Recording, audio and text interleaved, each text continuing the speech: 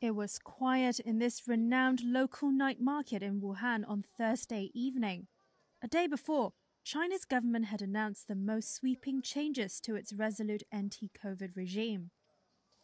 But in the city where the pandemic erupted in late 2019, vendors said business had declined since Wednesday's loosening of rules, despite the market having been open for weeks, prompting concerns that anxieties about the coronavirus are likely to hamper a speedy return to health for the world's second-largest economy. Locals like Ms. Chen are afraid of growing infections.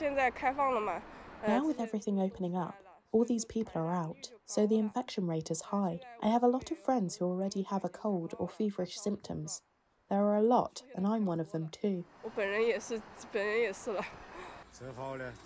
A video circulating on Friday showed dozens queuing outside a fever clinic. A bystander is overheard exclaiming, "This is what happens when you open up." COVID-19 cases are already on the rise in cities across China. Wuhan has reported hundreds for the past few days. In Beijing, city streets were also quiet. Some businesses are reluctant to drop COVID curbs, and several empty seats were seen on the subway at rush hour. The only busy spots in town are pharmacies, where people are queuing to buy preventative medicine. China last month saw protests against COVID curbs in many cities that marked the biggest show of public discontent since President Xi Jinping came to power a decade ago.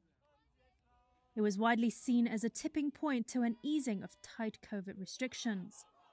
Some of these protesters, tracked down by China's security apparatus, now face an anxious weight about their fate.